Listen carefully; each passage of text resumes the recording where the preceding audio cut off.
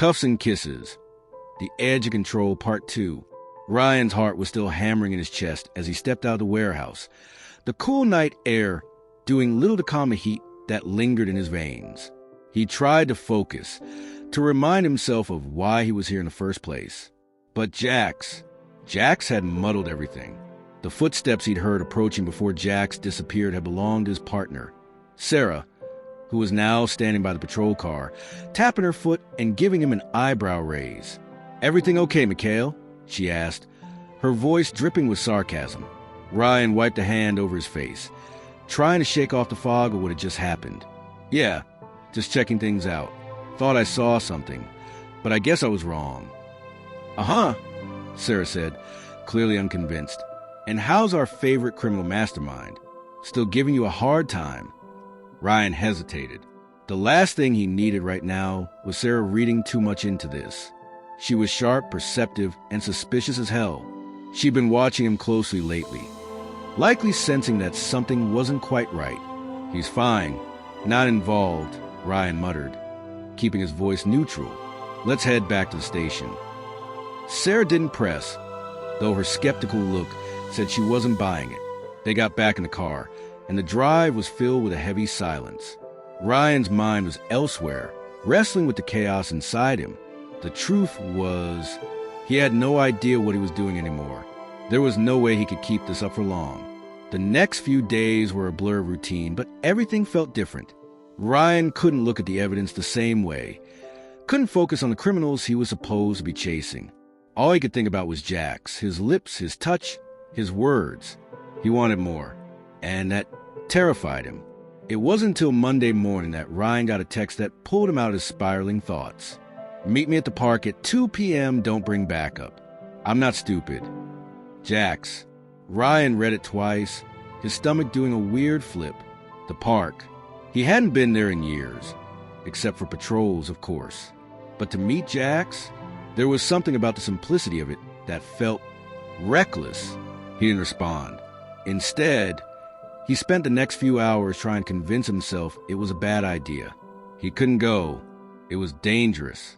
It would jeopardize his career, his life.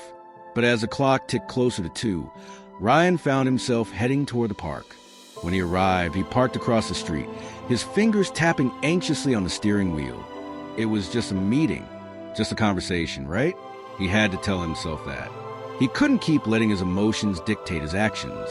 Still, his heart raced when he saw Jax leaning against a tree, his leather jacket looking too good for Ryan to ignore. He stood there for a moment, the distance between them charged with the same electric tension that had been between them all along. Ryan approached, his footsteps hesitant but determined. "Thought I told you not to bring backup," Jax said with a grin, crossing his arms as he leaned in slightly. Ryan's eyes flickered nervously, his pulse quickening again. "I didn't. It's just me." Jax's smile widened. "Good. I wouldn't want to get caught up in something ugly. Not with you, anyway." Ryan couldn't help the way his chest tightened at the comment. "You're making this complicated," he muttered, trying to keep the frustration out of his voice. "I came here to talk, not to get tangled up in whatever this is." Jax took a step forward, his presence overwhelming as he closed the gap between them. "We're already tangled up, Ryan. You know that. You've known it since the first time you looked at me." Ryan swallowed, his mind racing as Jax's eyes locked onto his. It was too much temptation, too much everything.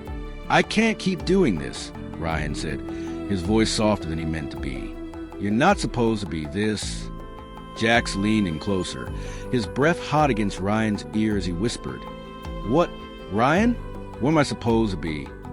Ryan froze, the words caught in his throat. He didn't have an answer. He had no idea anymore. Before he could respond, Jax pressed forward, his lips brushing against Ryan's. It was quick, impulsive, and yet everything Ryan had been avoiding. The kiss deepened, and just like before, Ryan's body betrayed him, drawing him in closer, as if there was no other option. Jax was right. They were already tangled. When they finally pulled away, breathless, Ryan's head spun. "We're crossing lines here," he said, voice hoarse. "Maybe," Jax murmured, a wicked smile tugging at his lips. But some lines were meant to be crossed, and you can't pretend you don't want to.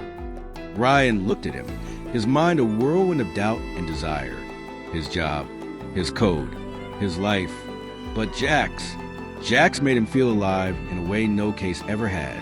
"I don't know what to do with you," Ryan muttered, running a hand through his hair.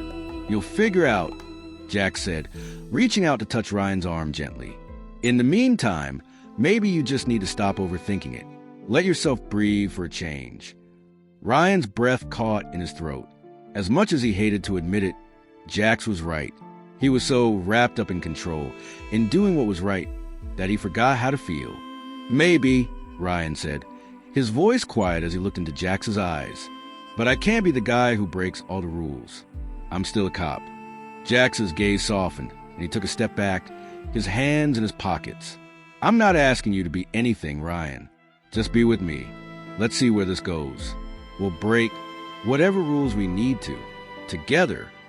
Ryan took a deep breath, the weight of everything pressing down on him. He had no idea where this would go, or if it was the right thing. But for the first time in a long while, he didn't want to fight it. "I don't know if I can stop," Ryan said, more to himself than to Jax. Jax smiled, stepping closer again. "Then don't." Ryan's resolve wavered, and as he looked at Jax, all he could feel was a pull. No more pretending. Just them. And that was all he needed to know. To be continued. And that's just the beginning for Ryan and Jax. Want to see what happens next in their story? Make sure to subscribe to Petals Pride and hit that notification bell so you don't miss the next chapter of Cuffs and Kisses. Because here at Petals Pride, we believe love blooms in every color.